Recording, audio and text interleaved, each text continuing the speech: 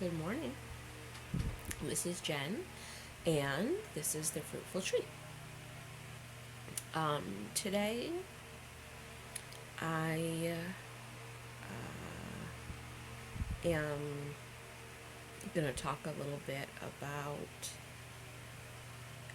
some things that helped me get through separation and divorce. None of these things are really very big things, and so it's very easy to hear them and just think it's stupid or pointless or whatever. Or maybe they're not the things that you care about, but maybe it can give you some ideas.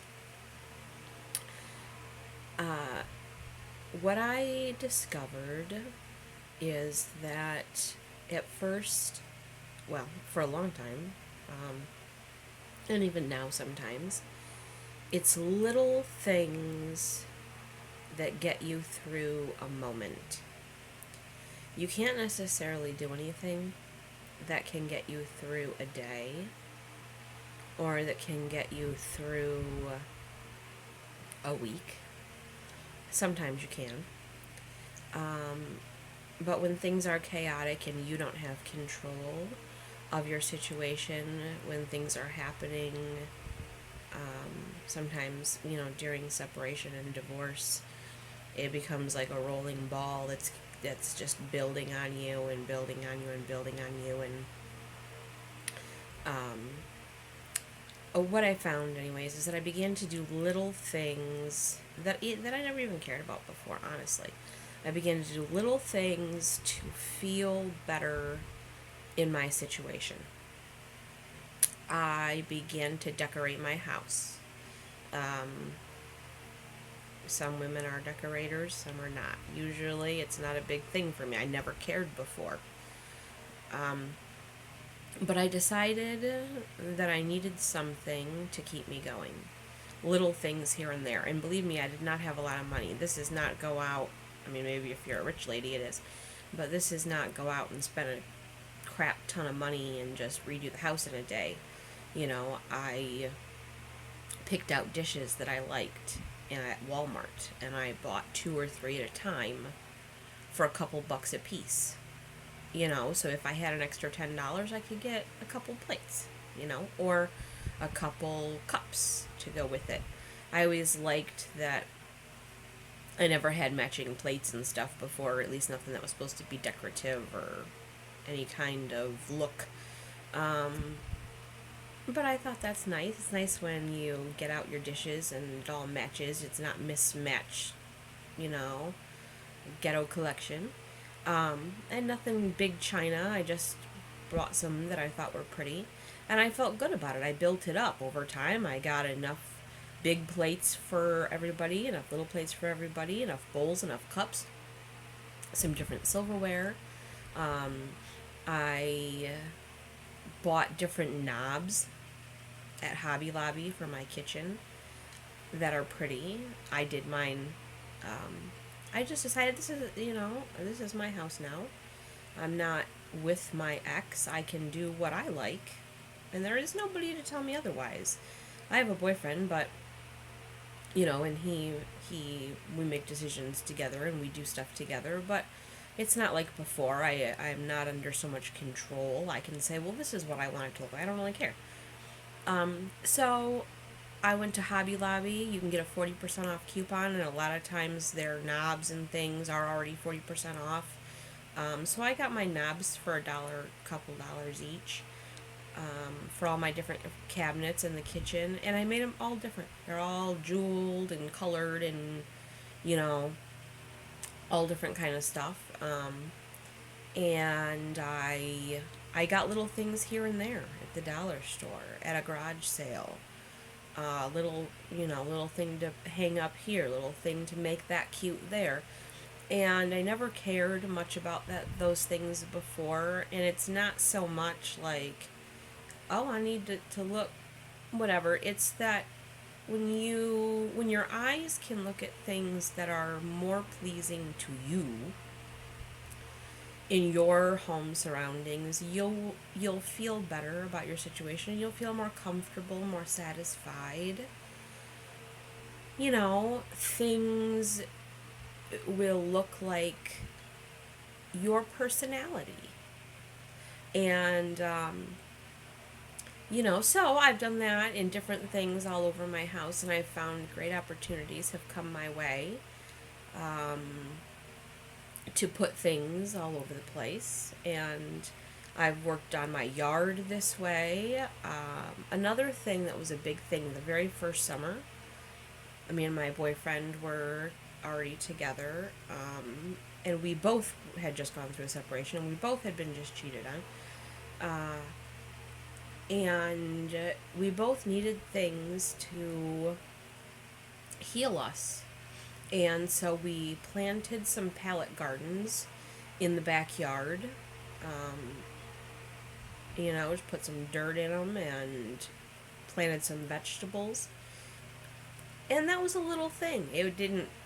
I'm not a great gardener. I had never really done it much before. Honestly, I'm lazy in those ways. I don't go out and constantly weed or do it the right way. But I kept an eye on them, and I felt like I was, rather than just sitting completely in darkness, I was growing life. And when as things grew, I could go pick a little bit. I could take the kids out there and be like, look what we grew, and we could pick it, make it for dinner, and then, we're partaking of the life that we've grown. And those are healthy things, of course. You're not out there growing McDonald's cheeseburgers. So you feel good about eating those things. This year we're doing herbs instead of vegetables. We were working on some other big projects this year, so we weren't so worried about that as much, but we have some herbs going, and I've put them in a whole bunch of recipes, and that's pretty awesome. But, it's a little thing. These are not big gardens. But having something to go tend to, having something that is growing, that is life. Maybe put some plants in your house, or more flowers in your yard. Another big thing that we did was we went out into nature a lot. We went to the park a lot. We went and explored places in nature. And when I was with my ex, he'd always yell at me because I'd never go outside. And I was inside doing something. He'd be working outside and want me to come out, and I wouldn't want to go out, I had stuff to do in the house. I had kids to take care of, laundry to fold. I wasn't very active and very overweight. I'm still overweight, but I'm much better than I was. And getting better. So I wasn't an outdoor person.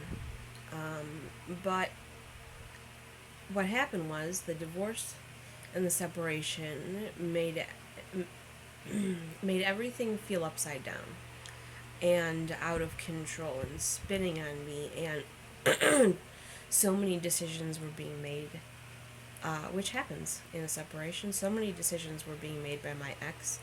Any decision that we did make mutually for the good of the kids got broke by him, of course, because all he could think about was his new girlfriend, and an idea might be good right now, but it's not good.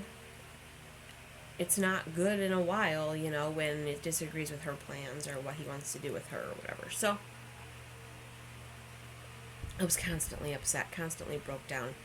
Nothing inside of me ever felt right, and my life didn't feel like my life, and nothing felt stable, and I like when you're dizzy and you can't ground yourself. So going out in nature without your electronics, not looking at it through a phone or videotaping it, or but actually being out there, listening to the quiet, breathing the air, you know, um, just being out there is relaxing. If you can be by water, that's relaxing, you know. But even if it's as simple as we would just so we're out of the house, we're not sitting down, we're not just in our overwhelming sadness. Um, you know, and sometimes honestly we would just roll up a blunt, go out somewhere super peaceful, you know, walk around, look at the trees, you know. I like to do a thing that makes me feel in an amazing way. I don't know. I like to, if I see a beautiful tree where the leaves are shimmering in the sun and they are moving in the breeze, and you can hear them the way that they rustle against each other. I imagine that I'm in the top of that tree, that I'm one of those leaves at the very, very, very top, and only the bottom of my feet are attached, or my toes or my heels are attached to this little branch. And I'm on my stem, and the leaves are all moving with me as the wind blows over us, and the sun is beating right down on me because I am up at the top. I am so high up. And it's such an amazing feeling to me. And then I am brought to the awareness of the fear of being that leaf. When I put myself as that leaf, I am brought to the awareness after the piece that it's scary to be that leaf. You're all the way up there. You're only attached by your feet to your branch that is also swaying and moving. Every part is moving, and you have no hands to grasp your situation. You know, you can't grab the leaf next to you and say, hold on to me, you know, I might let go, or my feet might, the wind might be too strong and blow me off. The sun is probably hot. You know, there are times when the wind isn't blowing and you feel very still and very warm underneath the sun. But then it is very hot on you and sweltering. And where is the breeze? Where is the breeze that moves you? But you want the breeze that is slow and steady and not scary.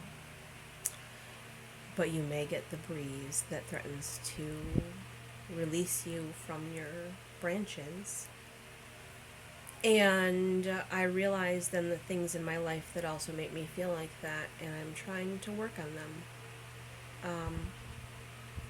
I need to work on them. If I just keep being in my misery and thinking all of my miserable, sad thoughts, this is going to be terrible. This is going to be a terrible life. And I'm not going to be no good for nothing, no good for my kids.